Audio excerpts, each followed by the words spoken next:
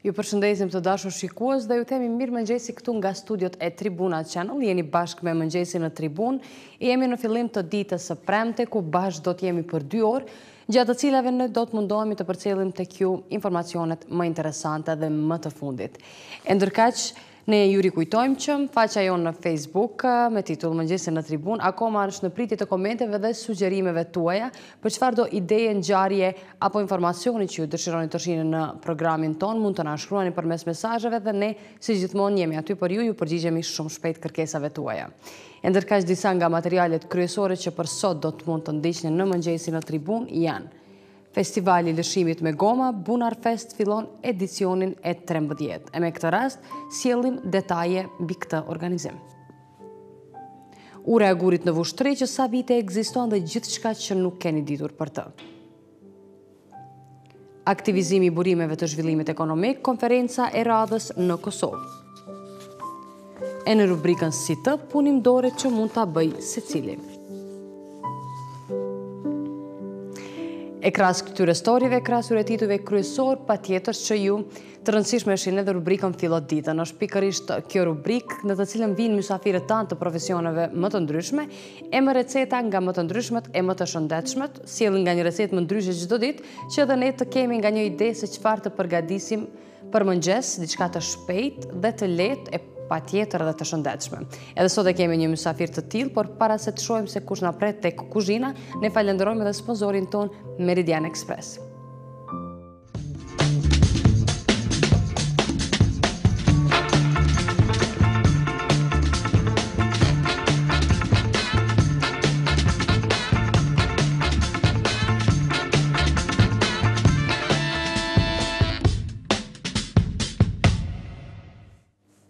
U rikthyem në studio të dashur shikues, e tani e lidhemi me mysafirën tonë që na pret tek kuzhina.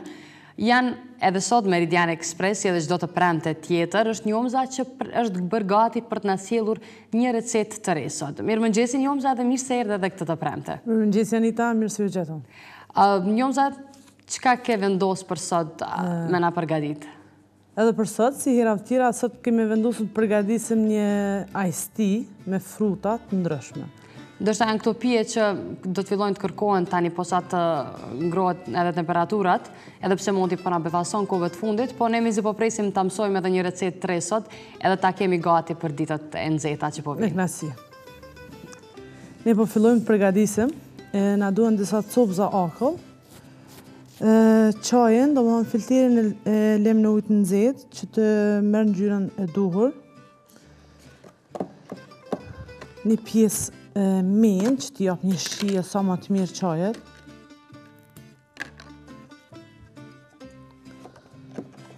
Po ashtu marrëm një pjesë limon.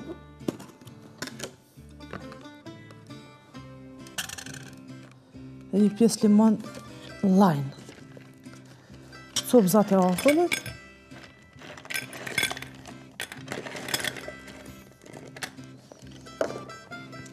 Marrëm edhe ëmbëlsuesin agave për të ëmbëlsuar çajin. Nuk ka nevojë të shtohet sheqer. I shtojmë 2 herë. Ky është kohmasi që na tregon për kohën cilën çaji është i gatshëm. Për ne tash vetëm është përgatit çaji.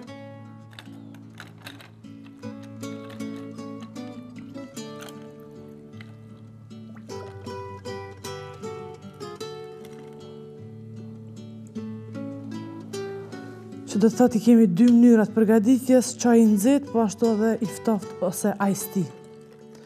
Kjo është mënyra e përgatitjes të Nën Meridian.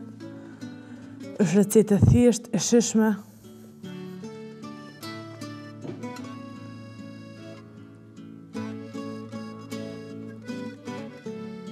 Sot me ne edhe ne përshëndesim nga këto edhe presim që të jemi bashkë edhe të premtën tjetër. Edhe mezi presim të shohim se me çka do të na befasoni si Meridian Express. Të dashur shikues, ishte kjo edhe një recetë më ndryshe, të cilën tani më mund ta shtoni në listën tuaj. E gjitha këto receta dhe gjitha emisionet e programit ton mund t'i gjeni në faqen ton, në kanalin ton zyrtar në YouTube, duke kërkuar Mëngjesi në Tribunë.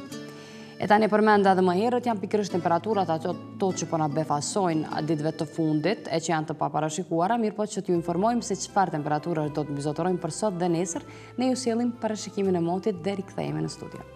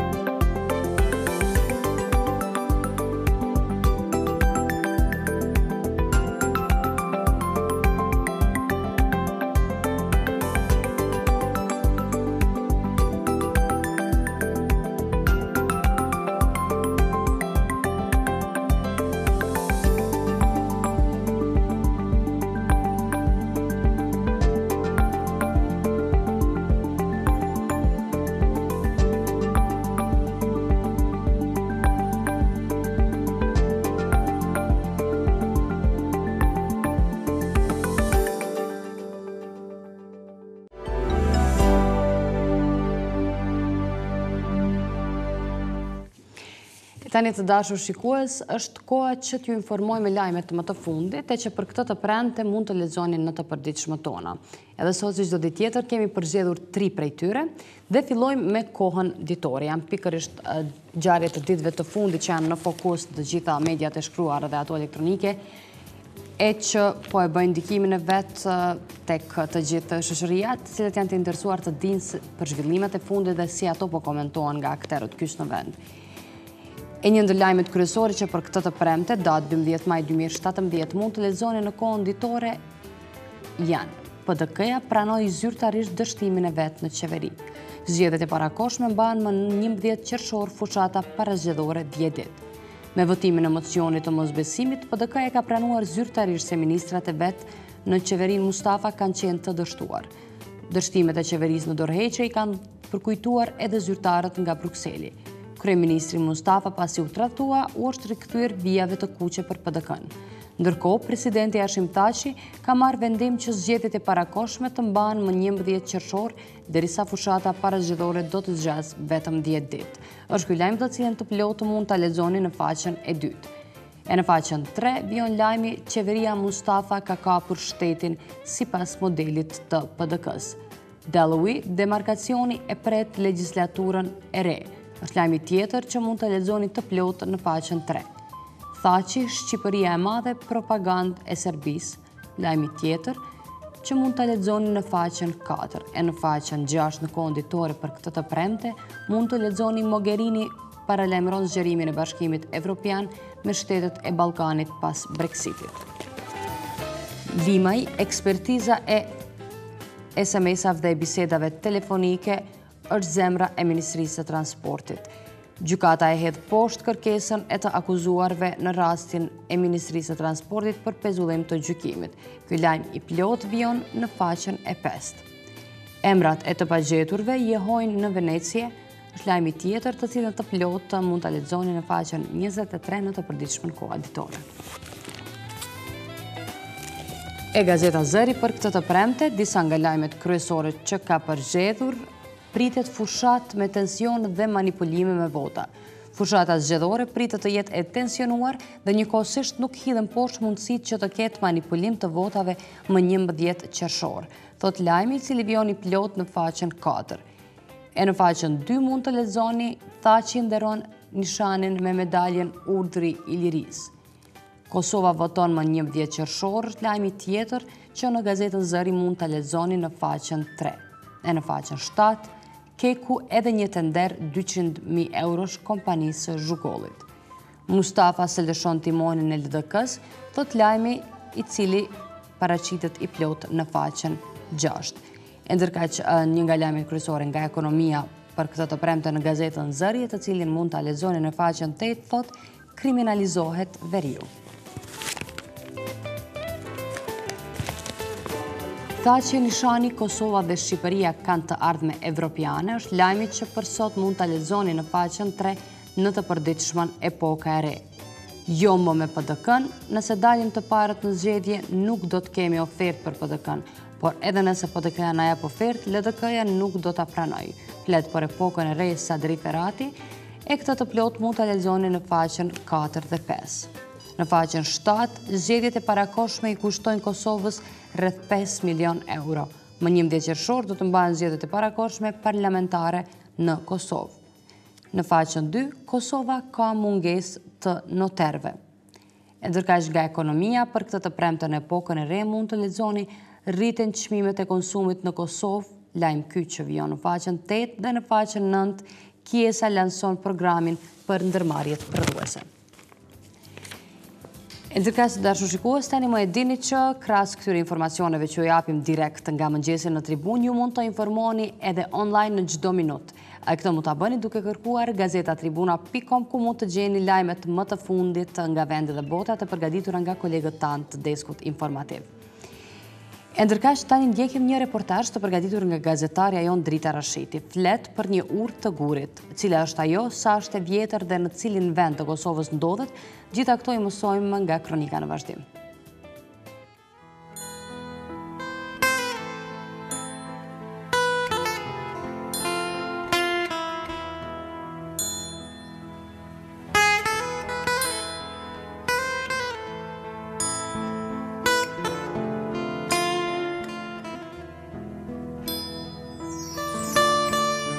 Është ura më e vjetër në Kosovë, me një gjatësi 135 metra, ndërsa me gjerësi 6 metra.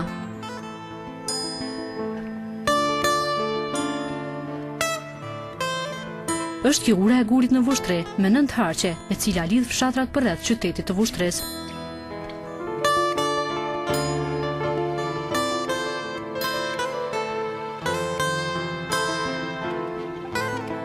Ciceroni kësaj kalaje, Avdi Mehmeti, thot që Vushtria është qyteti më i lashtë në Ballkan, e ndërto është edhe ura e vjetër e gurit. Thuhet se këtë urë është përdorur për shumë funksione të ndryshme, duke nisur prej perandorisë romake. I takon kjo shekullit për afërsisht 5 radhë e parë të urës gurit takojnë shekullit 3-4. Ndërsa në periudha ndryshme kohore, kjo është bërë vazhdimi i urës gurit, edhe është tash dikon 12 harqe. Po harqe i parë i urës gurit, më rrethi i parë, dikon llogaritet që është në pjesën aty të rrethi. Po kjo urë ka një histori të bujshme, që kjo u kon pika kryesore e cila i ka lidh qytetin me fshatrat për rreth komunës Vështrës me fshatat e Qavicës. Këtë urë, këta gurë të cilët janë merë të është punu ura e gurit, janë merë komplet të gurë për rreth fshatrave qytetit Vështrës, janë merë në Samadreq, në Cecili, Slakovs, edhe kësu fshatrat në Qavicë, u bo regullimin në atë kohë, regullimi i kësaj ure, edhe këtu ka gurë, cilët janë, mund të themi, gjanë 1,5 metrë edhe qatësia tyve, nësa gjërësia është në 40-60 centimetra.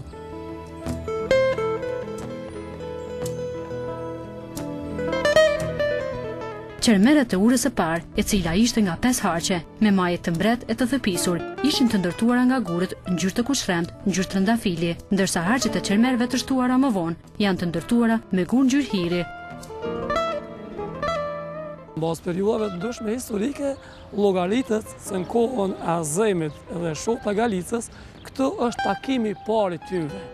Domethënë, në këtë vend është pik takimi e vendi i tyre kryesor, ku mund të lidhe me një mitologji, mund të thejmë, ashtë që këtë prej asaj hapësirës atje, në mund llogaritët që kanë gjuhën shej, Shota Galica dhe Azemi, kanë gjuhën shej të gurët e urës kurit, edhe këtë në atë moment ka gjuhë edhe Shota Galica dhe Azem Galica, ku me sakt gjujtje ka qëllu në okon Shota Galica, dhe prej ati momenti llogaritët se është edhe lidhja tyre martesore.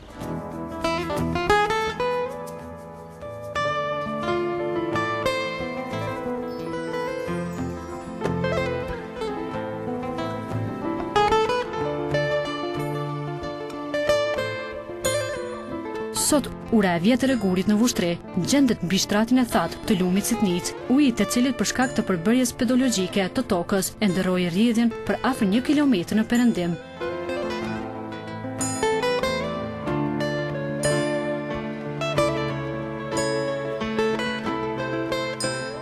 Ka kohë që lumi Sitnica ka ndëruar rrjedhjen e saj, duke formuar kështu fenomenin, duke quajtur atë si ura pa lum. Dikur besoj që miti dhe bindja e saj, që me prejke në këtyre gurve, formohet harmonia, shëndeti dhe lumëtoria. Andaj në atë kohë, të sapërmartuarit kanë ardhur dhe ka bërë betimin e dashurisë këto në këtë urë.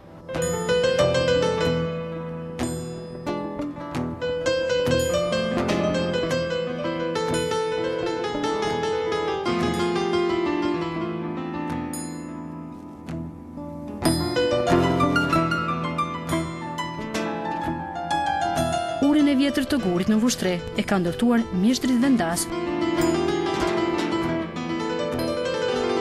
Kjo urë mbeti monumenti më i vjetër në Vushtre, duke e quajtur këtë fenomen si rasti i rëndë në botë, si ura pa lumë.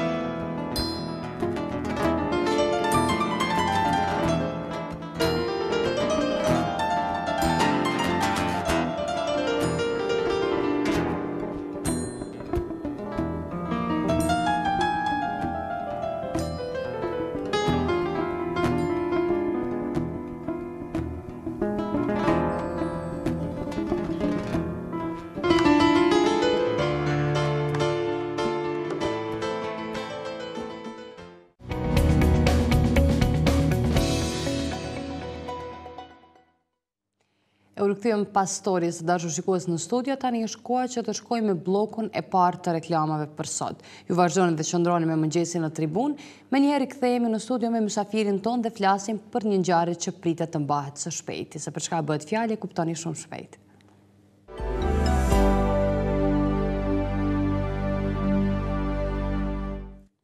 U rikëthyem shumë shpejt në studio të dashur shikues, si që paralajmëruam edhe më herët, tani më jemi me mysafirin ton të parë për sot, e do të flasim për një organizim që kemi dëgjuar të përmendet, e tani po në rastisht ta shohim edhe në rrjetet sociale, ku edhe ju të gjithë mund të jeni pjesëmarrës të kësaj ngjarje. Është fjala për Bunar Fest, i cili shënohet në qytetin e Prizrenit, e për të kuptuar më tepër rreth këtij organizimi, kemi të ftuar njërin nga bashkëorganizatorët, Liz Dorambari. Liz, mirëmëngjesi dhe mirë se erdhën në studion tonë. Faleminderit për ftesën. Faleminderit që pranove të tjesh, ke ardhur nga Prizreni në këtë mëngjes të hershëm. Të flasim pak për organizimin. Kemi dëgjuar gjithë për Bunar Festin, po sa vite i shënon me këtë edicion të radhës? Bunar Festi si vjetë ka edicion e tij të 13. Është që nga viti 2005 Si vjetë kemi caktu datat, janë me 20-21 maj, i bjen vikendi ardhshëm, shtun e dile, simbolizohet me garën e lëshimit me goma në lumë, e përveç ti kena edhe aktivitetet tjera. Apo është i vetmi i këtij lloji në vendin tonë, nëse flasim për këtë lloj organizimi? Është i vetmi. Ka jashtë garat lëshimit me goma, po kështu në formë festival tja. Po pse pikërisht Bunar Fest emri, edhe si ka nis ideja për me pas një organizim të tillë? Bunar Fest në fakt është 40 Bunar Fest, është një vend ku janë 40 bunare, edhe aty që shmoti matë vjetret janë shumë me goma. Edhe kjo ka mbet pastaj si trashëgimi. Edhe vitin 2005, disa të ri kanë vendos, hajde për bëjna senën e njëjtë, janë shu edhe prej asaj kohë ka mbet si festival. Po, a ka diçka më ndryshe për mende, janë 13 vite që Bunar Fest organizohet, këtë vit, do të thotë viti 13. Po, a ka diçka më ndryshe këtë vit, ndoshta që e veçon nga organizimet e viteve të kaluara? Kryesisht është e njëjta, është gara, janë aktivitetet muzikore, janë aktivitetet pastrimit, po që kena bo si vjetë më ndryshe, është për shembull i kena dhënë rëndësi të veçantë sigurisë garusëve, cilët kanë mundshu. Për shembull, kena me pas klubin e zhytjes Prishtina, ata kanë me qenë gjendje gatishmërie gjatë gjithë garës për ndonjë intervenim të mundshëm. Përveç saj kena edhe pajisje shtesë për garus, janë këto life jacket që i thonë, ato kanë me pas, kanë me qenë matë pajisun, matë sigurt, edhe na kena me qenë më rahat, kur janë ata sigurt. Po, pse qyteti i Prizrenit, ndoshta është terreni më i përshtatshëm, apo ndoshta organizatorët janë nga Prizreni? Edhe organizatorët janë nga Prizreni, edhe ndoshta është terreni, goxha është më interesant se fillon me një vend ku është zonë malore, o starti, edhe përfundon në një zonë urbane. Është një rrugë shumë interesant që lidh zonë malore me urbane, është atraktive, edhe gjitha këto kanë qenë paka shumë arsyet pse është në Prizren. Po, kush janë organizatorët kryesor, edhe besoj që përveç organizatorë janë edhe përkrasit ose mbështetësit e tjerë, qoftë donatorës e qoftë? Organizatorët kryesor janë 3 veta, është Dren Marseli, Dren Shporta, edhe Adhurim Krasniqi, dhe na tjertë gjithë jena në fakt aty në ekip.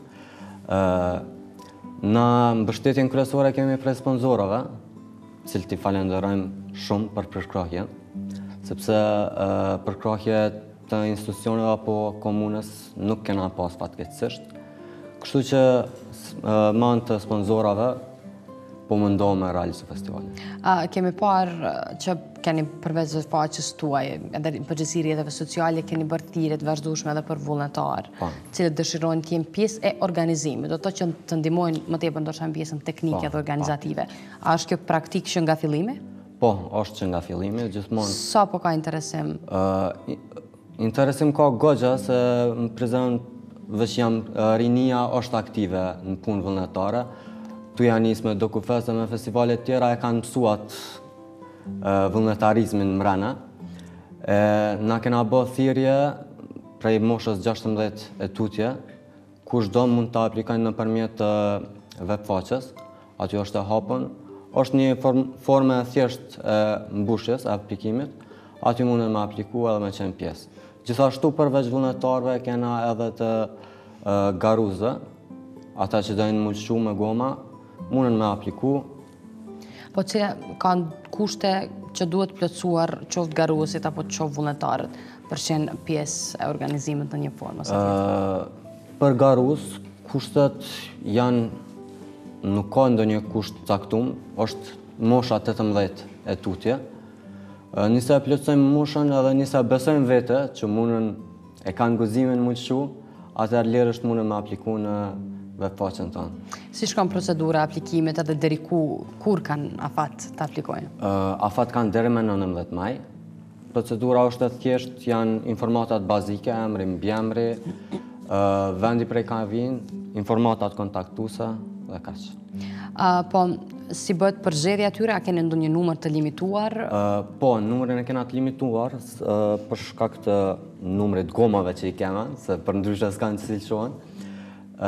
Ata, pasi që të aplikojnë, do të kontaktohen se cili, edhe do të marrim konfirmimin, edhe në përmjet e-mailit, edhe në përmjet telefonit, dhe pastaj duhet të jenë gjithsesi në ditën e garës, 1 orë për para, e kanë aty check-inin në kej, bot, edhe pastaj nga pika e finishit, nisën në kom deri te pika e startit.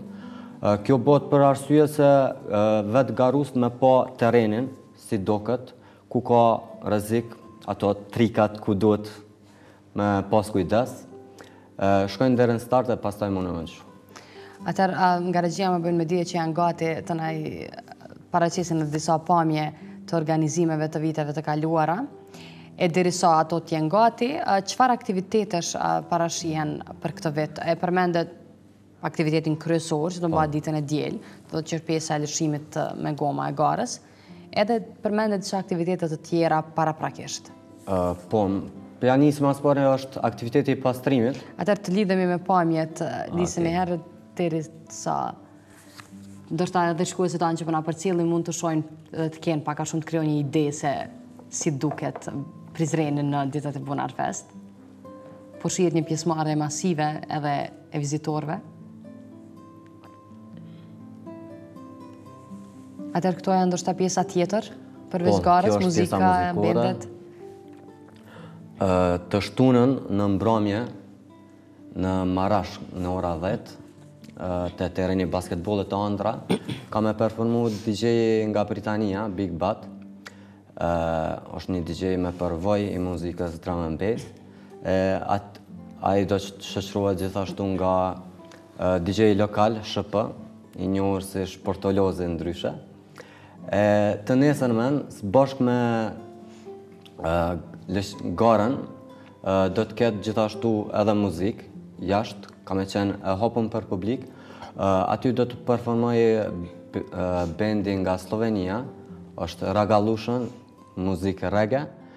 Bashkë me ta do tjetë edhe DJ nga Shqipëria, është Positive Cuts, gjithashtu reggae hip-hop. Këta performues edhe këto bende, si bëhet përgjedhja atyre nga kërkesa ndoshta, apo nga shijet e muzikës që veç ju e keni identifikuar si më të kërkuara gjatë viteve të kaluara? Pak a shumë është edhe identifikuar edhe nga ne, po edhe nga kërkesa e publikut. Sa ka interesim ndoshta nga pjesa tjetër e publikut, që nuk janë as organizator, as pjesëmarrës në garë, po thjesht dëshirojnë ta shohin në ngjarjen. E po në videon nga vitet e kaluara që po sa pritni të ketë si vjet? Gjithmonë ka pas interesim, besojmë edhe si vjet do të ketë interesim të spokut të njëjtë, shpresojmë që edhe më shumë. Është interesante se vinë shumë njerëz edhe garust e kanë, thash, zonën malore e kanë, edhe kanë shumë në vene ekstreme të rrezikshme aty. E krejt në fund është zona urbane, është lumi shumë i qetë, edhe aty e kanë publikun, gjithë e presin me duar të okitja, është vërtet interesante edhe preferohet për të gjithë. Për me qenë organizimi tamam si duhet edhe i suksesshëm, rol të rëndësishëm ka edhe moti, diçka që nuk varet prej juve si organizator, po sa keni arrit me përcjell të çfarë moti, ndoshta një javë para mundeni pak a shumë të keni një ide se si do të jetë moti në fundjavën tjetër.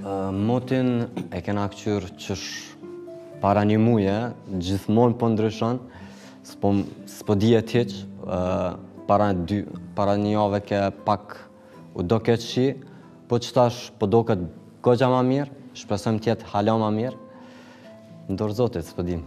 Atë shpresojmë që të mos ketë shije dhe të mos ketë më të vranët për shkak edhe të garuesve, pasi që është e pamundur ndoshta në një më të tillë të mbahet gara, apo jo, nëse nuk gaboj.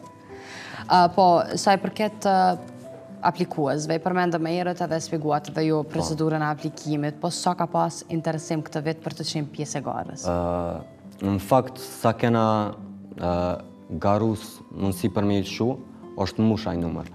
Po na jemi të e majtë hapur akoma, për shkak se po ndodhë që dikush pa aplikon e në ndërkohë po ndryshon menja, s'u po vjen. Kështu që ato hapësira mundet me mblu me garus tjerë që kanë aplikuar në ndërkohë.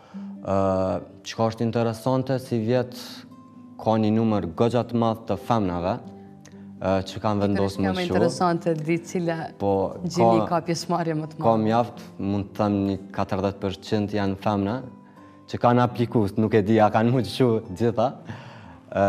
Përveç tyne ka edhe jashtë vendit, e kena një grup nga Hungaria që kanë vendosur me ardh, janë ja 5-6 veta, ata kanë vendosur me ardh. Edhe kena nga Tirana, Prishtina, Peja, qështu. Po, përveç aplikantëve, a keni pas ndonjë bashkëpunim në ndonjë pjesë të organizimit gjatë viteve të kaluara me organizata nga vendet e rajonit? Po, kena pas. Për shembull, në aktivitetin e pastrimit, cilin e bëjna një ditë para garës, aty kena pas bashkëpunime me organizatat ndryshme, cilët janë konë gatshëm vullnetarisht me kontribu për pastërtinë e ambientit. Vjetë, po edhe si vjetë, gjithashtu kena bashkëpunim me iniciativën Ta pastrojmë Kosovën. Ata janë bo profesional në këtë fushë për pastrojmë krejt Kosovën, po vinë edhe të na. Kanë me qenë një grup 20 veta besoj që kanë me na u bashku vullnetarët tanë. Po është e hapur edhe për gjithë qytetarë tjerë, mundet me mu kyç kushdo. Vjetë u konë interesant, për shembull, na tu e bo pastrimin, do qytetarë thjesht kishën dalë për piknik, e na u kyçën, një 2 orë janë konë me neve të angazhum për pastërti, krejt në mënyrë spontane dhe vullnetare. Apo sa janë të mëdhaja hapësirat që veçuj për gjevni për pastrim, sa marrin kohë, a diçka që mund të përfundohen brenda ditët, sa bare ndoshta me Pastërtia bëhet për gjatë lumit, të më thonë prej pikës Marrashit deri te startje, ajo në fakt shtegu i garës është krejt 2.8 kilometra, ajo i bjen diku 1,2 kilometra. Po keni është kjo praktikë edhe viteve të kaluara, apo keni filluar këtë vit me pastrim? Pikërisht kjo është qëllimi dhe mesazhi kryesor i festivalit, ta mbajmë lumin të pastër dhe të kujdesemi për ta. Po, sa i përket, çka e përmendë më herët që keni marrë masa për këtë vit më tepër për t'i siguruar ndoshta edhe atë garuesit edhe aplikantët, po çka duhet të kenë parasysh edhe vetë pjesëmarrësit? Kemi parasysh që po mbahet në një periudhë të hershme të vitit edhe temperaturat nuk janë edhe shumë të nxehta sikur tek pjesa tjetër e vitit. Po, ajo e ka anën tjetër të mirë sepse ka me pas më shumë ujë. Niveli i ujit ka me qenë më i lartë. Kanë me pas më lehtë me lundru me gumë në lumë. Kjo është ana pozitive. Tjetër është çka është e mirëseardhëm për secilin garues me pas pajisje shtesë, për shembull mbrojtësa për gjunjë ose çfarë do mbrojtëse tjetër. Diçka që është interesante që duhet me cej patjetër është se gara nuk ka karakter garues. Do të thonë, na nuk e shpërblejna kush i pari, i dyti, i treti. Se gjithsesi ka me pas një ceremoni të medaljeve, një podium, po aty jo s'kan me qenë të parë që kanë me përfundu. Kjo për arsye se me largu atë, me thonë, si inatin që kush me përfundu i pare, se na e bojna këto për qef. Edhe vërtet knatësia e garës është qaja. Kështu që mundet me ndodhë që edhe ai që përfundoni funit me marë një medalje se ja ka ditë knatësinë e garës, është vënu ma shumë, ka metë ma shumë. Për shembull, mu i me thonë par vjetë, në podium, ku i kena dhonë 3 medalje, janë konë 8 veta, janë konë gjitha femna, edhe ata janë shpërblim me medalje, i kena ndonë në grupi qikat e dokufesit janë konë, qikat e dugagjinit, edhe s'pon kujtohet një grup tjetër që u konë, ato kanë marrë medalje, vjetë u konë për shembull, një garus prej Pejes, ai 5 vjetë rresht të lëshu edhe ka marrë një medalje se vërtet e ka meritu një gjysmë dekade më lëshu rregullisht, rresht është goxha sukses i nalt. Patjetër, po ka të tillë pjesëmarrës që marrin pjesë nga viti në vit, që janë të njëjtit, që shprehin interesim? Po, ka patjetër. A nevojitet ndonjë përgatitje e më hershme, të flasim para se të hynë edhe të jenë pjesë e garës? Përgatitja bëhet në fakt na duke i drejtu se çka duhen me bo. Paraprakisht, kur t'i thirrim, do t'i tregojmë ku janë pikat që duhen me pas kujdes. Në ditën e garës, siç thash, nga finishi deri në start kur bëhet ecja, aty kanë me pas një ligjerat vogël nga koordinatori i garës, ai ka më kallëzu krejt pikat ku duhen me pas kujdes. Kjo është e mjaftueshme, besoj, plus kanë me pas zhytësa si vjet që ka me qenë një plus goxha i madh për garus edhe një rahati shtesë për ne. Nuk kena me pas problem, do me thonë. Gjithsesi e kena të lashën, po ka me qenë ma rahat si vjet. Po, a mendon Elis në përgjithësi me këtë eksperiencë të ndën, që sa vite kem duket ku gjatë jeme Bunar Fest? Diku 7-8 vjet, po. A mendon që ngjarje të tilla janë të nevojshme të organizohen sa më shumë në vendin tonë? A kemi mjaftueshëm apo jo? Gjithsesi janë të nevojshme, sidomos në Prizreni veç ka aktivitete të ndryshme, po apet mund të jenë pakta se janë vetëm sezonën e verës. Për shembull, dimrit nuk ka diçka. Ka hapësirë hala, është mirë, po ka hapësirë hala. Po, e përmende më herët shkurtimisht edhe një qëllim të këtij organizimi, po e dim që krahas arktimit edhe ndoshta ofrimit të një atmosfere më ndryshe për një vikend në Prizren, cilat janë qëllimet tjera kryesore të këtij organizimi? Ka shumë pjesë, po e shohim angazhimin e vullnetarëve, ndoshta transmetimin në një fryme paksa më ndryshe dhe një vedisimin aspekt të pastrimit. Janë gjitha, siç thatë edhe ju, është edhe puna vullnetare, është edhe kujdesi ndaj lumit, me mbajt pastër, me rujt ato, me tregu që aty nuk është veni për logut apo i çfarëdo gjane tjetër, aty mundën edhe njerëz me qenë, me lundru me goma, është arktim, është kënaqësi, jo veç për garus, po edhe për shikus, edhe janë të mirëseardhën të gjithë. Kur folëm fillim tek partnerët edhe bashkëpunëtorët, e përmende mungesën e përkrahjes institucionale. Keni tentuar në fillim të përcjellni kërkesa tek ta për përkrahje sa do të vogël? Është ndoshta një organizim që nuk besoj që kërkon edhe shumë jashtëzakonisht të mëdha, ndoshta me një shumë modeste mundet edhe të bëhet një konsolidim ndoshta e gjitha atyre shpenzimeve. Është e nevojshme një shumë e konsiderueshme, po se kemi shpenzimet garës, kemi shpenzimet për 2 evente ndryshme muzikore, shpenzimet për aktivitetin e pastrimit, krejt këto janë kosta, po thash kontributi financiar veç nga sponsorat na vjen. Na kena kërku nga komuna vitet kalume, kena pas përgjigje negative, si vjet në fakt nuk kena kërku hiç se u bo se një njëjtë, do me thonë, tu e qenë dera mbyllë të çdo vjet, se kena pas as arsyeshme me trokita derë.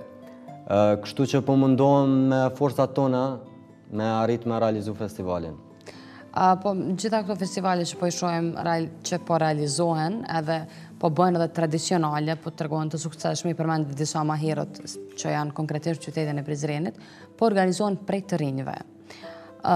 Si po i sheti të rinj për perspektivës tënde, a janë mjaft inovative dhe a kanë hapësirë për me japi ditëria dhe ndoshta me bë organizime të tilla?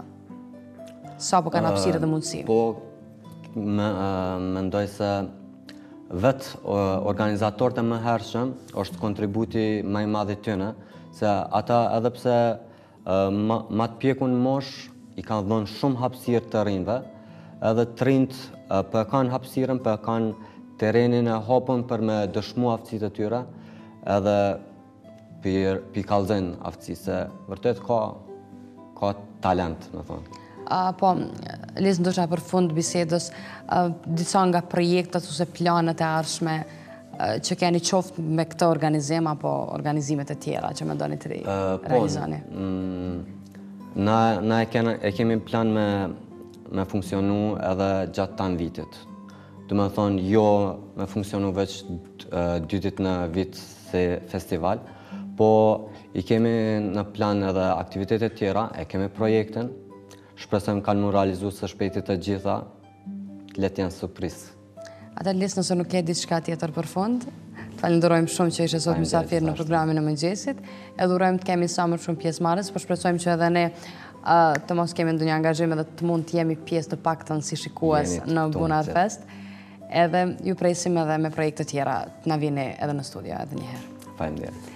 E të dashur shikues, ishim këtu me musafirin ton, Alice Dorambari, njëri nga organizatorët e Bunar Fest, një ngjarje tani më tradicionale që po bëhet për 13 vite me radhë në qytetin e Prizrenit, po rikujtoj edhe një herë ato të kryesore që ndoshta janë pjesë e këtij organizimi, duke filluar nga gara, që është mjaft interesante me lëshimin e gomave në lum, pastaj aktivitete tjera vetëdijsuese, qoftë në pastrimin e lumit, angazhimin e vullnetarëve në numër të madh, dhe po ashtu edhe ofrimin e një atmosfere më ndryshme në qytetin e Prizrenit për një vikend edhe përmes bendeve dhe që do të performojnë muzika nga më të ndryshmet, e gjitha këto mund të gjeni vikendin tjetër pikërisht në qytetin e Prizrenit. Për më tepër, ju mund të informoheni edhe përmes faqes zyrtare 40 Bunar dhe gjithashtu edhe faqes në Facebook që pikërisht është me këtë emër.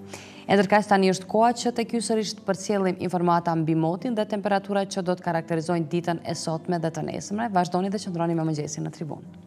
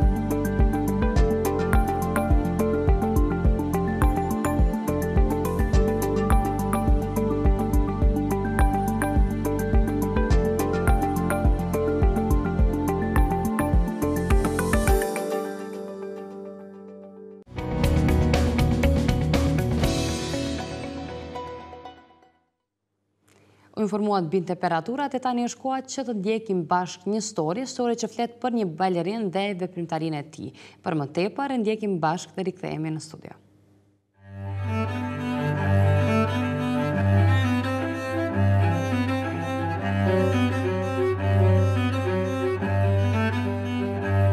16 vite që ka nisur karrierën e tij si balerin, por përgjatë viteve, përveç se një balerin i suksesshëm si pjesë e trupës së baletit kombëtar të Kosovës, Sinan Kajtazi njihet edhe si klarinist shumë i zoti.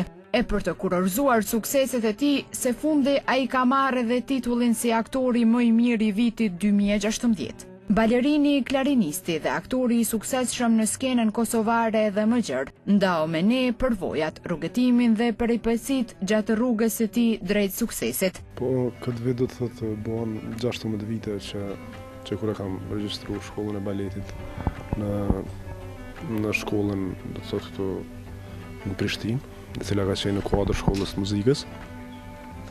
Kam ardhur nga qyteti i Mitrovicës për me studiu muzikën, pasi që në atë kohë ka pas shkollë të mesme të muzikës në Mitrovicë, dhe mu ka sugjeru që me që s'kam pas shkollë tull të muzikës, me u regjistru në shkollën në degën e baletit, cila ka qenë kuadër shkollës muzikës, do të thotë gjitha lanë të muzikës, por degën e baletit plus.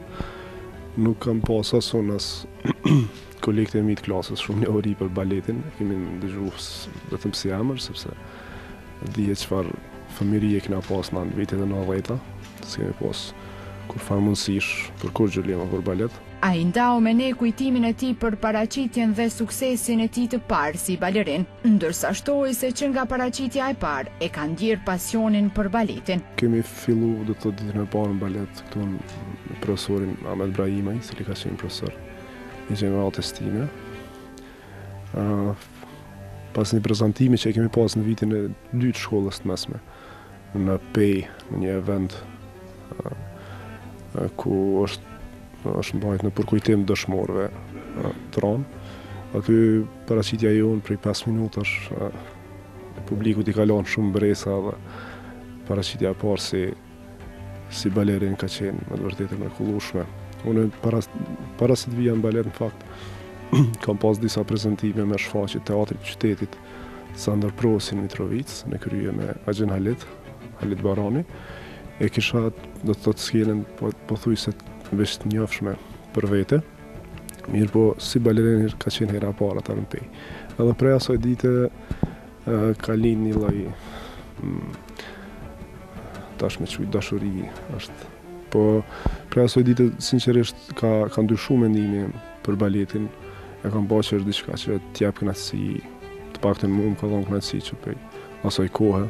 Edhe sot vazhdojnë teatrin kombëtar, do thotë me baletin e Kosovës, t'japim shfaqje pa ndërprerje.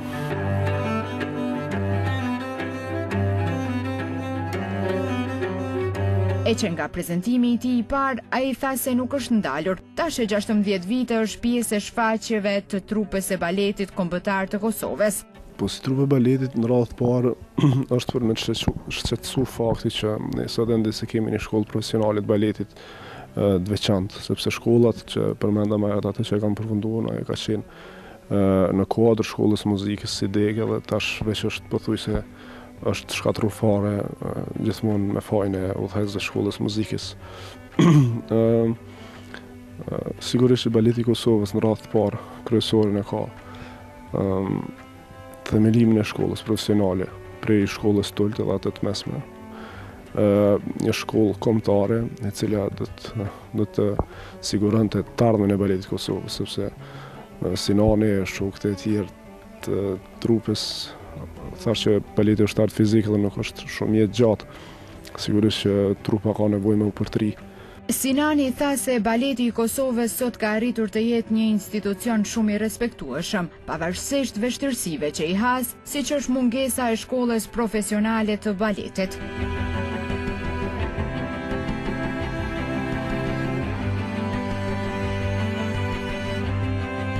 Baleti është art fizik, bukur i vështirë, dhe kërkon edhe përkushtim, kërkon edhe vullnet. E shpresojmë që ky vullnet do të na mbajë edhe për ne një kohë. Po me njërë pas kësaj paraqitje që përmenda, do të thotë kemi fillu me u inkuadru në shfaqjet e trupës baletit si gjeneratë e re, dhe që prej asaj kohës jemi ndalë asnjëherë me shfaqje çdo vit, në herë më pak shfaqje, herë më tepër, do të thotë mirë, po besoj që baleti i Kosovës ka arrit që shkallë prej asaj kohe të ngritet edhe në nivel edhe në paraqitje do thotë edhe brenda dhe jashtë vendit. Ndërsa i pyetur si është ndjerë për vlerësimin që i është bërë si aktori më i mirë i vitit 2016, ai u shpreh. Po në fakt çmimin që ndan Ministria e Kulturës e që quhet aktori ose aktoria më e mirë, kësaj radhe kanë vendosur më dhon një balerini. Për shumë kanë mundet me qenë pak edhe konfuzo sepse mirë, po në fakt ne e ndajmë skenën si aktori, si balerini, ka të njëjtin qëllim edhe të njëjtin, përveç se mënyra e të shprehjenit është e ndryshme dallon. Unë jam shumë i nderuar edhe falënderues jurist që ka vlerësuar punën time për këto vite që kam bërë. Gjithmonë jam mundu me bë më të mirën të mundshme për atë që kam qenë i ngarkuar edhe jam me të vërtetë ndije mirë që e vlerësoj njerëz këtë punë. Është ndjenje mirë sepse këtë rast nuk është vlerësuar vetëm Sinani sigurisht, por është vlerësuar në mënyrë indirekte edhe trupa e baletit, sepse Sinani është pjellë e kësaj trupes, e kësaj pune, edhe sigurisht që është një çmim që na ndëran gjithme. E sonte, ai do të jetë pjesë e premierës së shfaqjes më të re të përgatitur nga trupa e baletit kombëtar të Kosovës, Vajza e braktisur, ku ai do të luajë një rol të veçantë, rolin e nënës. Kemi një muaj do të thotë që jemi duke përgatitur shfaqjen e radhës premierën La Film Argarde, ose Vajza e harruar, në bashkëpunim me një koreografe ruse e cila jeton në Francë. Kësaj radhe është hera e parë që më është dhënë njëri nga rolet kryesore e Nana Simonës, do thotë, rolin e nanës. Është karakteristike e kësaj shfaqje që roli luhet gjithmonë nga mashkulli, do thotë, nga balerini, për ta bërë ndoshta më komike shfaqjen, pasi që shfaqja është komike. Gjatë gjithë këtyre ditëve ka qenë ndoshta hera e parë që çdo ditë kemi qeshë gjithë bashkë me kolegët, sepse me të vërtetë roli ka qenë jo vetëm i Simonës, por gjitha rolet janë komike dhe ka qenë një atmosferë përkundër orarit të zgjatur të provave, ka qenë një atmosferë shumë e mirë gjatë këtyre ditëve. Premiera e komedisë Vajza e braktisur jipet sonte në Teatrin Kombëtar të Kosovës me fillim nga ora 20.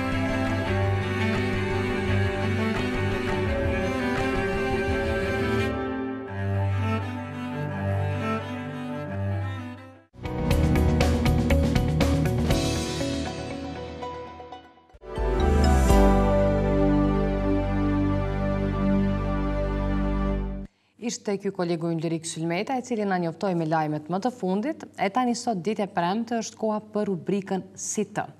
Është kolega jon Vjosa Selmani që çdo të premte na sjell nga një risi e nga një risi me më të rejat e fundit. Të shohim se me çfarë do të na befasoj për sot.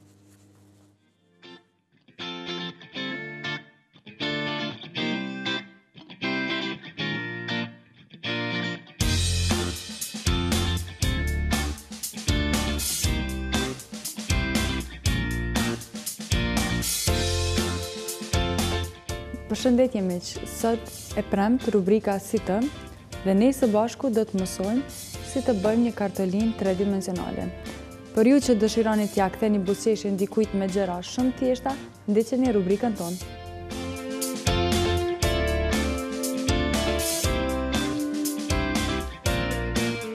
Mjetet esenciale për ta bërë këtë kartolinë janë letrat, gërshërët, ngjitësi i letrës dhe ngjitës më i fortë, dhe disa dekore të çfarëdoshme. Fletat katrore që i kemi prerë të vogla, i palosim 3 herë në këtë formë.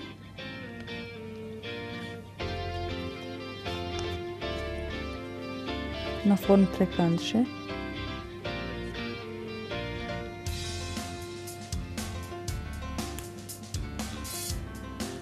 Dhe për të formuar një lule, me anë të gërshërve i japim formë.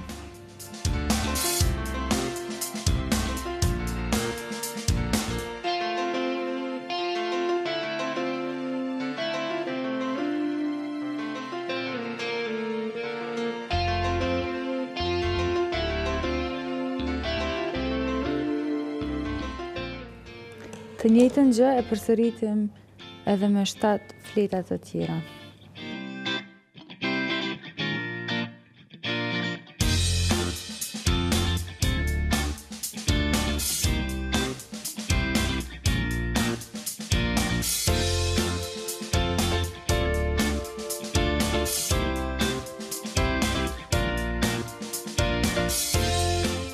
Për t'i bërë saktësisht identike,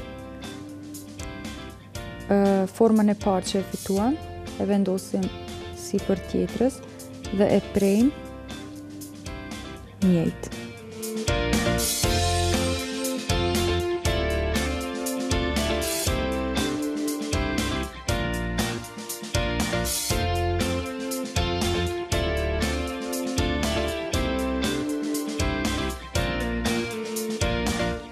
Kështu kemi fituar 7 lule të vogla,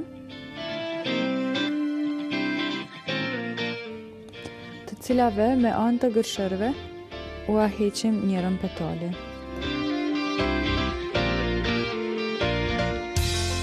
Pasi ta largojmë njërën nga petalet, me ndihmën e ngjitsit,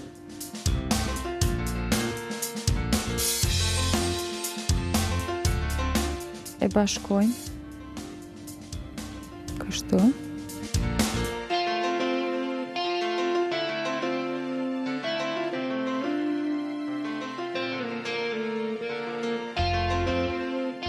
Dhe e lëm të thahet. Të njëjtën procedurë e përsëritjem tek 6 lule tjera, të cilat i fituam më parë.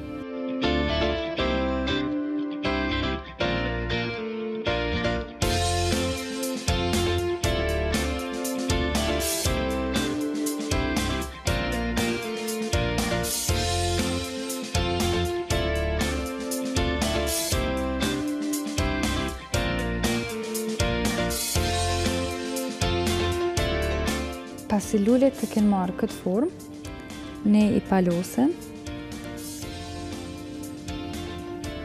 kështu dhe i lëm që të thahen edhe pak.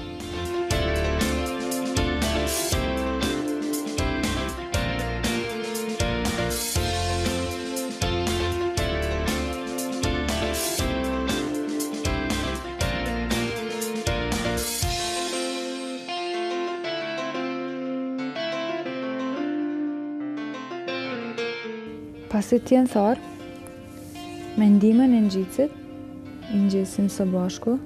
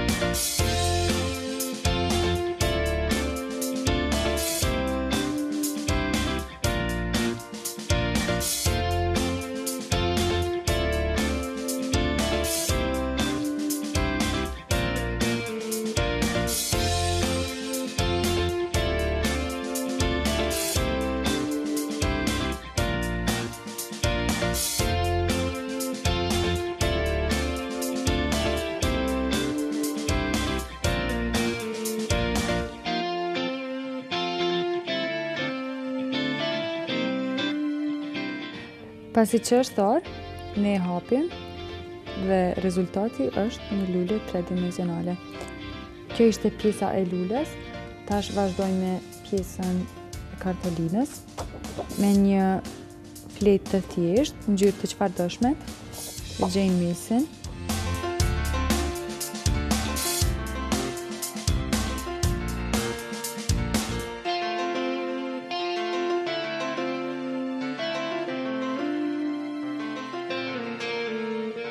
Kemi fituar kartolinën dhe me një letër tjetër të çfarëdoshme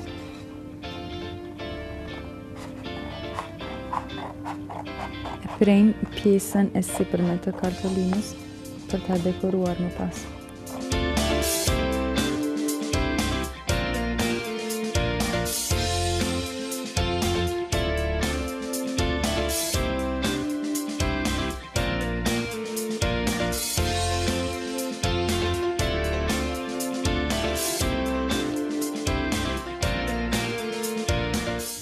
letra në ngjyrë ari, cilën e prim më herët.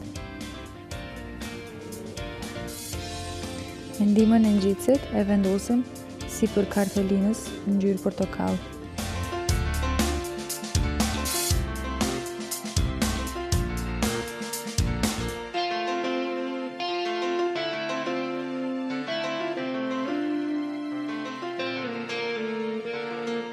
Derisa të pjesa e sipërme, ne e vendosim lulen. Me ngjitës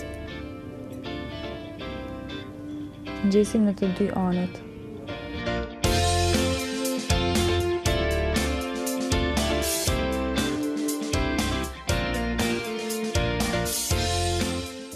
E mbyllim dhe prisim derisa të thahet.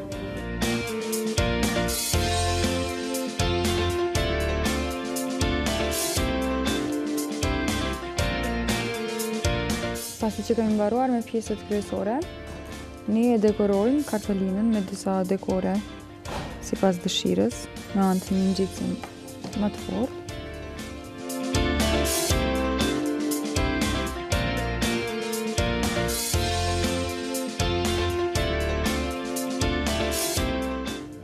Kjo kartolinë mund t'i dedikohet kujtdo.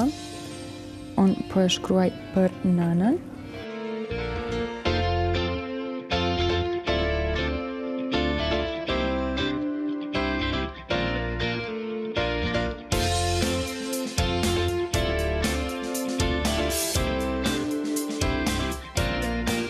Tjetë një befasi shumë e këndshme.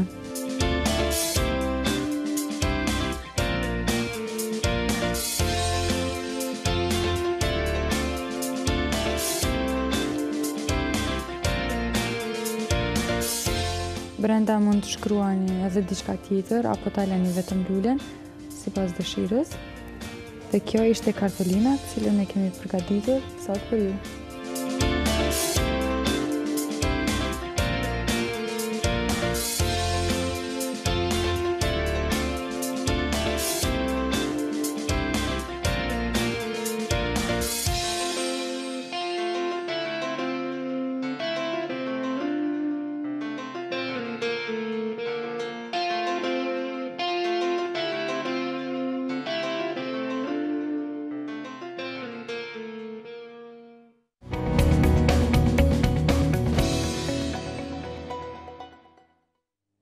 Një punë mjaft interesante që mjaft bukur dhe thjesht na e solli kolega jam Vjosa Selmani.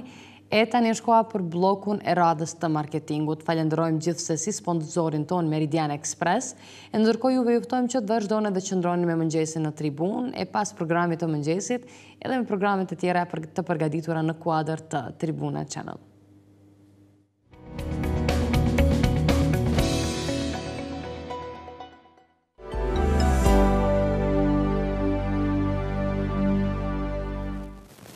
E është një ngjarje tjetër të dashur që pritet të mbahet në ditët në vijim më saktë me datën 15. E pikërisht për të folur për të në studio kemi të ftuar Visar Bokri, hulumtues i avancuar në Institutin Reinvest. Visar, mirëmëngjes dhe mirë se erdhën në studion tonë. Faleminderit për ftesën. Visar, fillojmë me rolin e Institutit Reinvest, funksionon që tani në shumë vite me radhë, edhe ka kontribuar themi shumë në aspekte të ndryshme, si nëse kemi rastin e udhëtimit, avokimit, përpilimit të strategjive, studimeve të ndryshme. Ndoshta një përmbledhje të shkurtër rreth rolit të Institutit Reinvest gjatë këtyre viteve në këto fushë. Po shumë mirë i përmbledhet me pak fjalë aktivitetet kryesore të Institutit Reinvest, siç e the, Instituti Reinvest është themeluar ekziston tash që 22 vjet, por është themeluar në vitin 1995 dhe për gjithë këtë periudhë ka luajtur rolin e vet si institut kërkimor, si institut kërkimor i llojit think tank, ky i pari dhe i vetmi tash mund të them në Kosovë, që për synim pra mision të tij e ka promovimin e zhvillimit ekonomik në Kosovë për në bazë të filozofisë së ndërmarrësisë. Mbi këtë mision, Instituti Reinvest gjatë gjithë kësaj periudhe ka përmes aktiviteteve të rregullta të saj, siç i përmendë aktivitetet avokuese, kërkimet e ndryshme, përpilimin strategjive, ofrimi konsulencës, qoftë për sektorin privat, qoftë për sektorin publik, e shumë tjera. Çka e dallon Institutin Invest, mund të them, ose për çka quhet Instituti Invest, është për rolin e tij që ka pasur gjatë kësaj periudhe në temat kyçe, rolin nismëtar, se mund të them për temat bosht, cilat janë trajtuar së pari nga ne. Mund të them, një mund ta përmend sa për ilustrim është çështja e privatizimit, ta themi në fillim të viteve 2000, e shumë tema të tjera. Tjetër, mund të them edhe roli jo partizan që kemi pasur, pra një institut i pavarur, një institut i cili ka avokuar për çështje të rëndësishme që kanë pas bëjnë me zhvillimin ekonomik të Kosovës. Apo pikërisht kur jemi të zhvillimi ekonomik, e përmendë një ndër temat kryesore dhe çështjet kryesore, privatizimin. Po fusha tjera ku Instituti Invest ka arritur të ketë ndikim në aspekt të zhvillimit ekonomik, nëse flasim me gjitha ato shtyllat kryesore, se fokusin ku e ka pas gjatë gjithë këtyre viteve.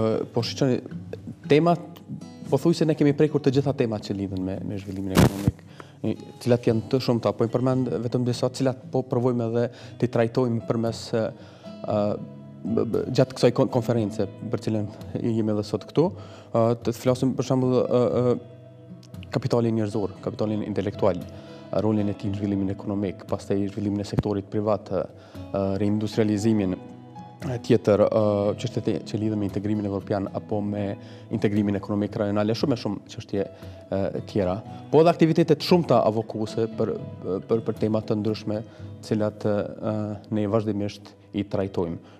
Mund të them një prej temave të rëndësishme që tashmë Instituti Invest është duke avokuar, është edhe çështja e ndryshimit të ligjit të punës, më konkretisht çështjeve që kanë të bëjnë me pushimin e lehonisë për gratë në Kosovë. Po si institut e përmendëm që kryeni ullumtime të shumta edhe në fushën e ekonomisë. Po sa merren parasysh rezultatet e këtyre ullumtimeve dhe a i adresoni këto rezultate apo të gjeturat në institucionet përkatëse? Mund të them që ne bëjmë punën tonë, dhe mbetet çështje e institucioneve relevante që ti adresojnë apo që ti marrin parasysh këto gjetje, cilat vinë si rezultati kërkimeve të shumta tona. Po pikërisht sa keni hasur mirë kuptim deri më tani, sa janë marrë parasysh ndërsa ato gjetur, ato kërkesa për temat që veç ju keni avoku, edhe keni bërë punën e juaj? Po mund të them që shumica, sepse ne nuk është që përfundojmë punën aty. Domethënë, pas një aktiviteti kërkimor, ne vazhdojmë me aktivitete tjera avokuese për të shtyr përpara agjendën, pra për të shtyr përpara përmirësimin e gjendjes në bazë të gjetjeve që ne i kemi në bazë të ullumtimeve. Po, gjithashtu Instituti Invest është angazhuar edhe në fushën e trajnimit edhe edukimit. Cilat fusha konkretisht mbulohen nga trajnimet që ofrohen në kuadër të institutit tonë? Ne kemi ofruar trajnimet shumë, e përmenda qoftë për sektorin privat, apo edhe për sektorin publik.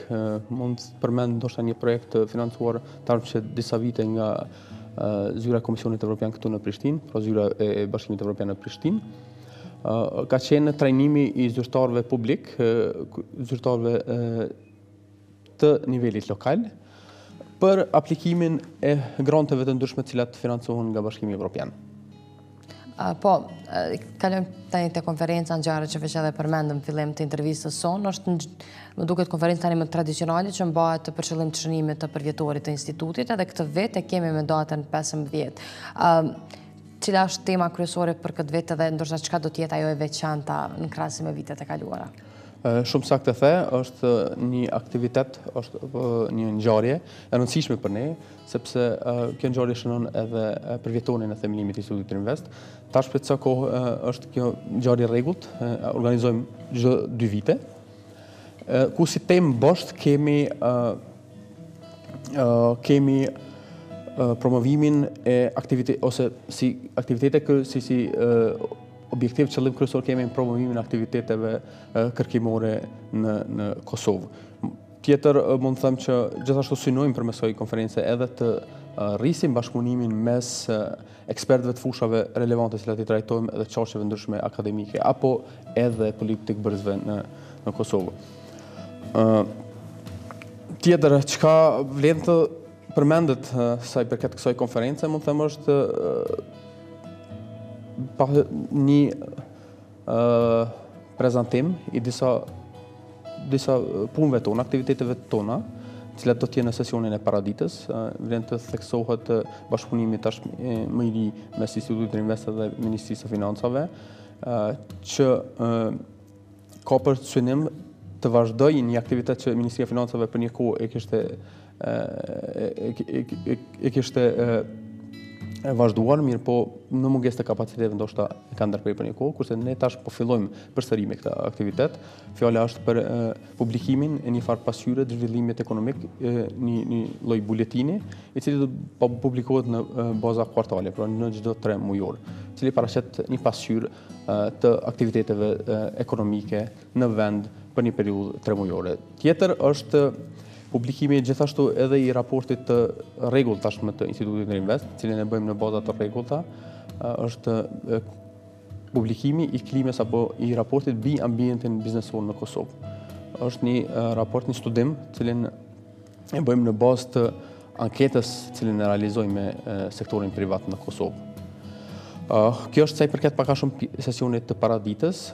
Në sesionin, edhe në këtë sesion, pra në sesionin paraditës do t'jetë edhe një model jashtëzakonisht, një panel jashtëzakonisht i gjerë, me përfaqësues nga qeveria, pra qeveria tashmë në largim, pra do të ketë ministra, gjithashtu me një fjalë rasti do të nderojë edhe kryeministri i Kosovës, do të ketë përfaqësues të agjencive të pavarura të Kosovës, institucioneve ndërkombëtare si Fondi Monetar Ndërkombëtar, Bankës Botërore e tjera. Kurse në sesionin e pasditës, kryesisht do të ketë prezantime të punimeve shkencore të ndryshme, shkencore akademike të ndryshme të hulumtuesve të Kosovës, por edhe të jashtëm. Po sa përket këtyre ngjarjeve, besoj që gjatë përmes këtyre diskutimeve dhe paneleve përmend edhe ti keni pjesëmarrës nga nivelet të ndryshme dhe organizata, institucione të ndryshme. Çka ndodh më pastaj, pas diskutimeve, ato gjitha rekomandime dhe konkluzione që dalin nga këto diskutime? Si veprohet tutje me to? Ne zakonisht i përmbledhim të gjitha gjeturat dhe i publikojmë një dokument të vetëm, të cilin pastaj e shpërndohim me gjithë pjesëmarrësit fillimisht, edhe aktorë relevantë që mund të kenë, mund të përfitojnë nga këto gjetura, nga ky diskutim që është bërë gjatë një konferencë ditore. Apo sa përket pjesëmarrësve, kush mund të jenë pjesëmarrës edhe pjesë të diskutimeve në aspektin e publikut në këtë ngjarje? Është ngjarje e mbyllur vetëm me ftesa apo është e hapur? Është ngjarje e hapur, janë të ftuar aktorë të shumë në fakt, institucione vendore, qoftë nivelli qendror lokal, media, OJQ të pavarura, pastaj studentë, akademik të ndryshëm, pra është e hapur, mund të vijë kushdo.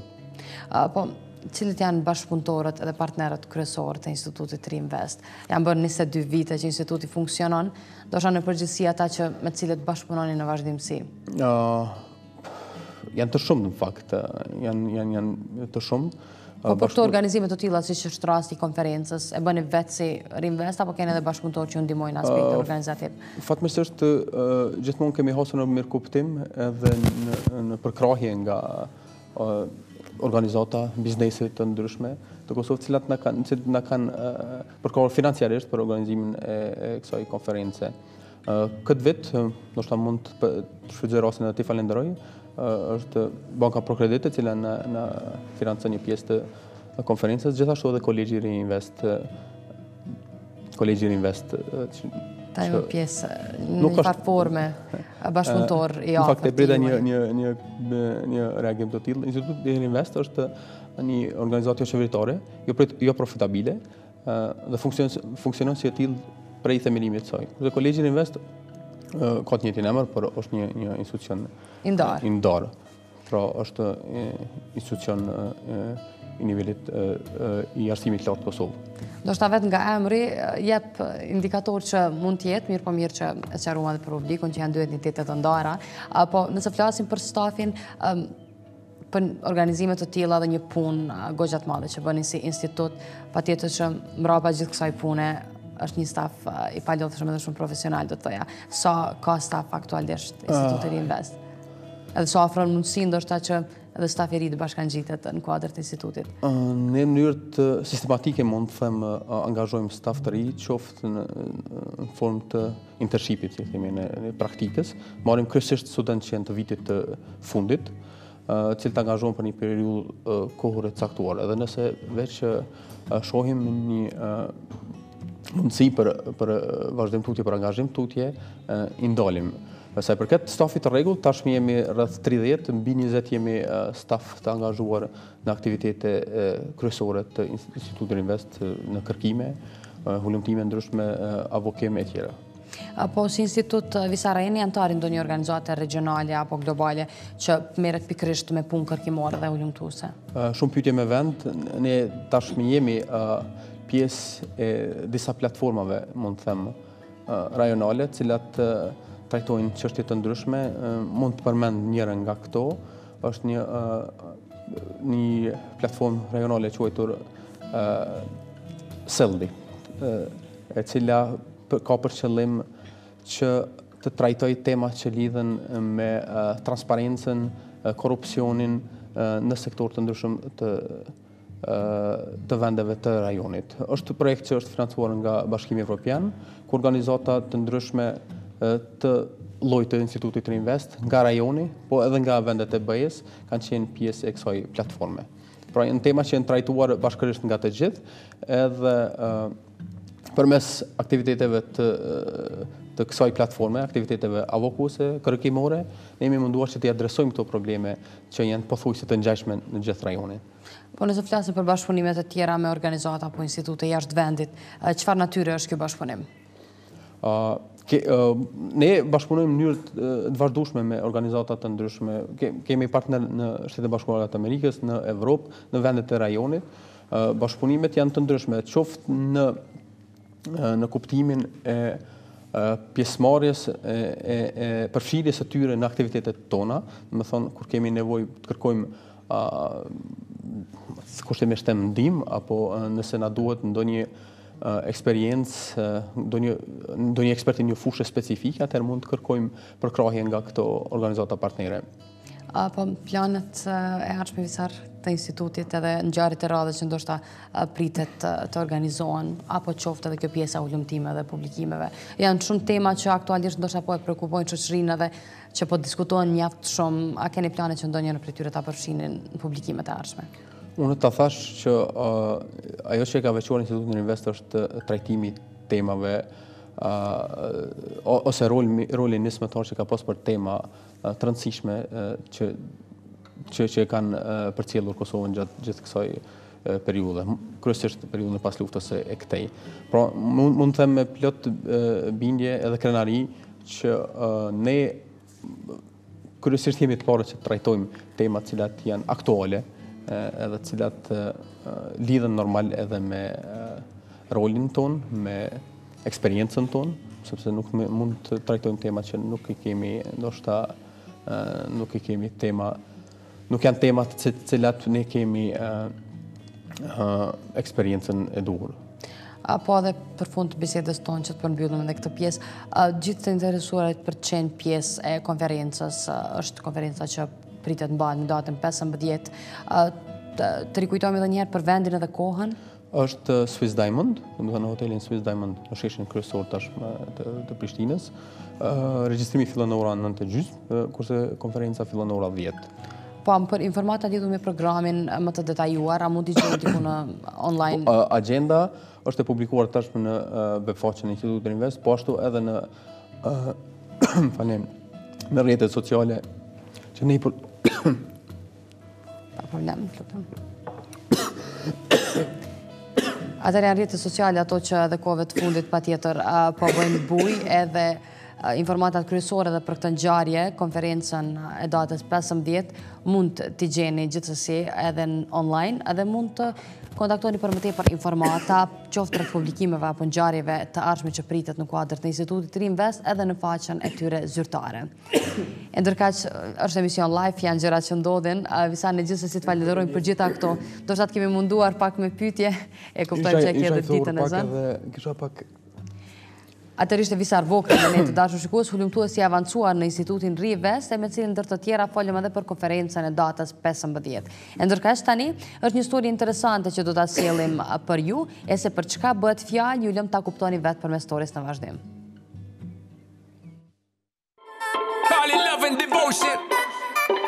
Call it a mom's adoration. Foundation of creation. For all the single moms out there going through frustration. Clean bandit, China ball, and Marie thing make them air. Nuk është nevoja të jemi kampion olimpik për të gëzuar dobit e notit. Noti është një mënyrë efektive për të përmirësuar dhe për të mbajtur trupin në formë, pavarësisht moshës. Nëse nuk do të mundni të kaloni ca ditë pushim në qytetin bregdektar më të afërt, do të sugjerohet edhe të notuarit në pishinat më të afërta të qytetit. Ne vizituam shkollën Zenit, në kuadër të së cilës gjendet edhe klubi tashmëri Noti Takua, trajneri të cilit është Ron Taçi. Ain't gonna be nothing like my life. You're gonna grow and have a good life. I'm gonna do it. Roni ka qenë edhe një ndër rekordmenët dhe kampionet e shumëfisht të Kosovës. E Chelsea, një notuesi të suksesshëm sipas Ronit, është Adu Amat. Unë kam qenë notues i Kosovës, shumë herë kampion i Kosovës. Tash jam bot trener. Kam qenë trener në klubin dhe në shkollën e Notit Step 3 vjet. Tash kam hap një klub temin, emrin e ko Aqua. Chelsea një notuesit është mas pari dosh me dash si sport, dosh me konë shumë i përpikt, mos me menu kam u që nesër, herët kam trening, do gjithmonë me konë i gatshëm, mu mirë me këtë sport. Ndonë se nuk është e përcaktuar se prej cilës mosh të filloj me not, por zakonisht preferohet mosha sa më hershme. Noti është i mirë për të gjitha moshat, duke filluar që nga fëmijët e deri tek të moshuarit. Ai që priton me bo ka shumë vështërsi. Tash, do është me dash si sport, por mos me një kur farë vështërsie. Noti është një sport i mrekullueshëm shumë, i cili është shumë i mirë për fëmijë, zakonisht për fëmijët e vegjël, pi moshës 5 vjetë që startojnë, ka shumë të mira, ky sport s'është si sportet e tjera, dhe më thonë edhe problemet që kanë si fëmijët me bashkë kurizor, ka vëdi devijujme në shpinë, shumë i përmison, shumë ndikon mirë të këta persona që kanë probleme, dhe më thonë, ndikon mirë edhe në qarkullimin e gjakut, zemrës, është një parë mënyre kardio. Sporti Notit është kardio sikur kur të kanë fitness, bicikl. Ushtrimi është ritmik dhe mund të bëhet për periudha më të gjata, edhe pse nuk përfshin pesha, rezistenca kundër ujit është një trajnim shumë i mirë. Kërkesa ka prej dy gjinis, s'ka lidhjet ajo, po zakonisht kërkesa ma e madhe është se shumë fëmijë. Përcilja ma e madhe fëmijëve po kanë probleme me devijime, me boshte, kompjuteri, telefoni, ka boshte, shpina aty në e konë. Jo mirë. Roni na improvizoi dhe 3 lloje të notit dhe na tregoi për rëndësinë që kanë secili prej tyre.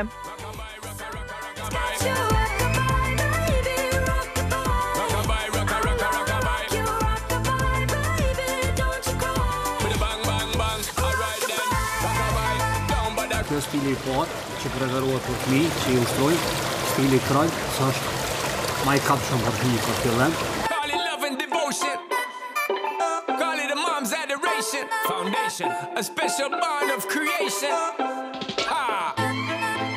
Kjo është stili i dytë, cili i preferojnë fëmijëve, është stil nashta pak ma i lehtë se kroli, për shkak se frymarrjen e ki jashtë, nuk e ki mrena ujë. Qëto do më thonë stili kraj dhe stili në shpinë, preferohet do më thonë fillim për fëmijë, pastaj shkojnë me stilet vërtetëse dhe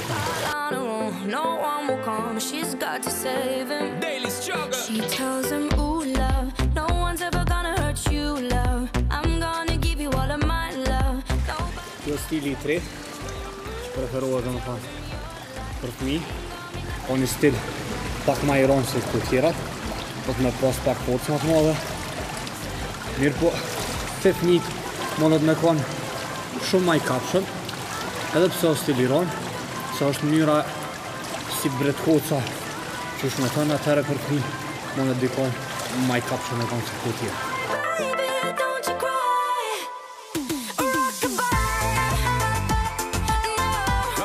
Qëndrimi në ujë ju bën të qetë dhe të hiqni streset e ditës. Një seancë note është e barabartë me një seancë yoga apo meditimi. Facing the hard life without no fear. Just see and know that you really care, cause any obstacle come you will.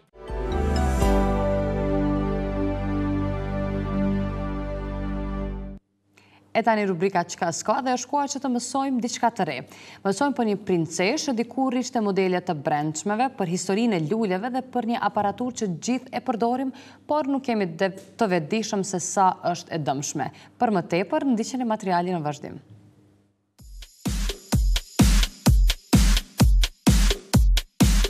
Të gjithë e njohin si një modele të zhveshur, madje ndër më të bukurat, por jeta e saj mori një kahje tjetër kur takoi princin. Princin e vërtet, jo vetëm me fjalë. Sofia Helvist, për plot tatuazhe, tashmë është princeshë e Suedisë.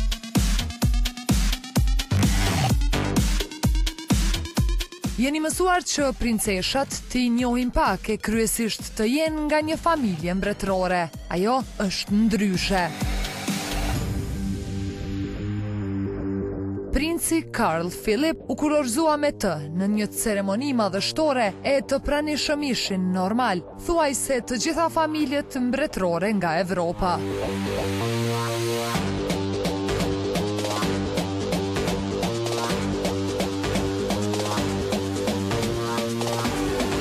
Ata janë njohur në një lokal nate në Stockholm.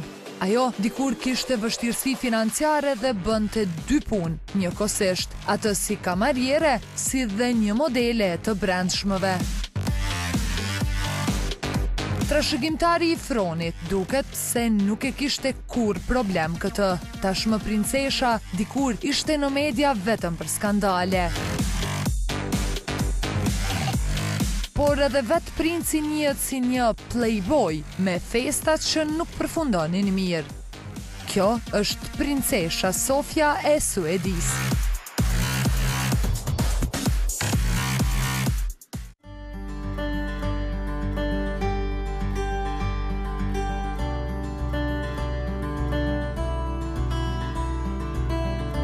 Vështirë të gjendet njëri që nuk i do, çdo herë sjellin një emocion. Lulet i mbajmë në shtëpi dhe jo rrallëherë i përdorim si dhuratë për persona të veçantë. Herë në gëzim e herë në pikëllim, por jo të gjithë e dim se çka na simbolizojnë lulet veç e veç. Në parim, të gjitha kanë një pamje relaksuese, por jo të gjitha kanë kuptim pozitiv, madje perceptimet për kuptimin e tyre kanë ndryshuar në kohë. Sipas fjalorit viktorian të luleve, këto janë disa nga kuptimet më interesante.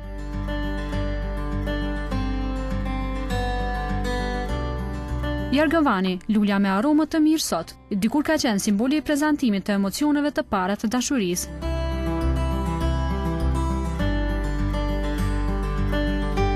Lulja anemone, e bukur nga pamja, por nga viktorianët përdoren në raste kur i uronin dikujt diçka të keqe. Emri i saj vjen nga greqishtja, anemos, sepse jeta e saj është e shkurtër. Ndërsa me zbulimin e Amerikës, sipas legjendës, mendoj se lule dielli përbëhet nga ari, natyrisht se ata gaboheshin.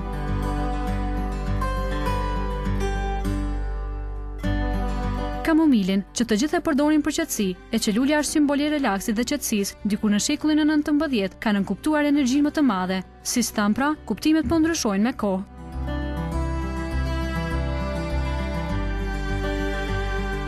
E trëndafili i kuq, pa dyshim mbetet më i kërkuari nga të gjithë. Ai nuk ishte thjesht një trëndafil, por përmbante një të kuqe të zjarrt. Kishte me vete mesazhin e caktuar për marsin dashurinë e zjarrt.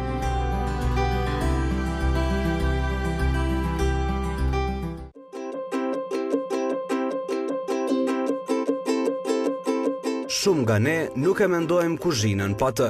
Është zgjidhja për një përgatitje të shpejtë të ushqimit deri nxitohemi për në punë apo obligime tjera. por si duket, pak nga ne kemi njohuri për anën negative të mikrovalës. Andaj edhe shumë nëna përdorin mikrovalën për të ngrohur qumështin për fëmijët e tyre. Por sipas studimeve nga Universiteti i Stanfordit, qumështi i gjirit i ngrohur në mikroval humb të gjitha vlerat ushqyese, andaj duhet shmangur me çdo kusht. Duket që mikrovalet dëmtojnë strukturat në molekulat e ushqimit dhe humbin të gjitha vlerat ushqyese të një përbërje. Madje ushqimi i dal nga mikrovala, përveç që nuk ka asnjë vlerë ushqyese, mund të sjellë edhe komplikime shëndetësore. Kjo mund të duket e çuditshme, por ende më e besueshme është fakti se në Rusi kjo aparaturë është ndaluar të përdoret që nga viti 1976. Po për shkak të ndikimeve negative në shëndet, si rreziku për dëmtim të trurit, dobësim të imunitetit dhe ndjeshmërinë ndaj ftohjes dhe gripit. Madje thuhet se prej ngrënjes së ushqimit nga mikrovala ndikon në humorin e njeriut, duke e bërë kështu më të shqetësuar. Duket se tani do të mendojmë 2 herë para se të përdorim këtë pajisje. Tashmë mund t'i marrim me mend rreziqet që mund t'i sjellë. Më mirë të zgjohemi më herët e të hamë shëndetshëm se sa të nxitojmë e të dëmtojmë veten dhe familje.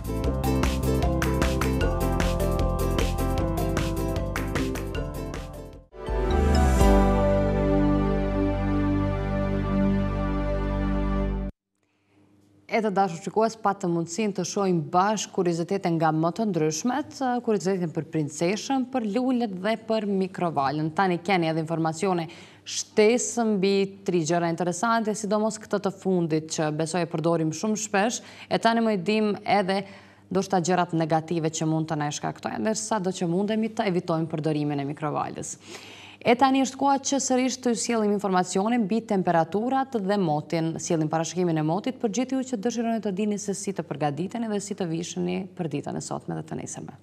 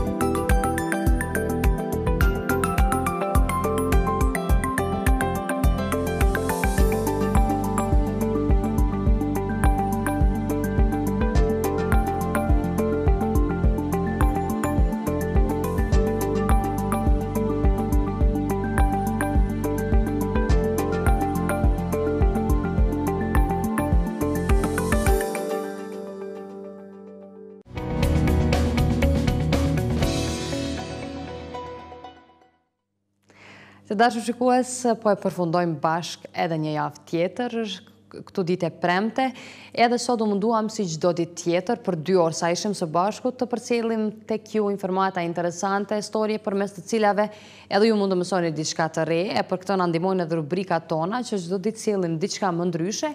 E besoj që tani më keni mësuar gjëra të reja dhe nga rubrika Sitë që e sjellim çdo të premte, gjëra të tjera që mund të krijoni me gjësendet që i keni në shtëpi, ndoshta që keni menduar që nuk janë të shfrytzueshme, andaj kujdes mos i hudhni gjësendet e tuaja. E ndërkaq tani është koha që këtu të përshëndetemi për të lënë takimin ton të radhës të hënë në orën 7:15, duke falendëruar gjithë ata që po e mundsojnë realizimin e programit të mëngjesit çdo ditë. Është ekipi realizues i programit të mëngjesit, sponsori ynë Meridian Express, tani më është bërë pjesë e programit tonë, gjithashtu për veshjen time falenderoj Minimax, për flokët e mia falenderoj Beauty Center Shqipe që gjendet në Dardanie, ju ftojmë të vazhdoni dhe të na shkruani përmes faqes tonë zyrtare në Facebook. E ndërkaq emisionet e plota ju rikujtojmë që mund t'i gjeni në kanalin tonë zyrtar në YouTube duke kërkuar Mëngjesi në Tribunë. Ne po ju lëm në shoqëri të kolegut tonë Lirik Sylmeta, i cili na pret tek studio tjetër për të na njoftuar me zhvillimet më të fundit, lajmet kryesore nga vendi dhe bota të përgatitura nga desku informativ. Mirupafshim.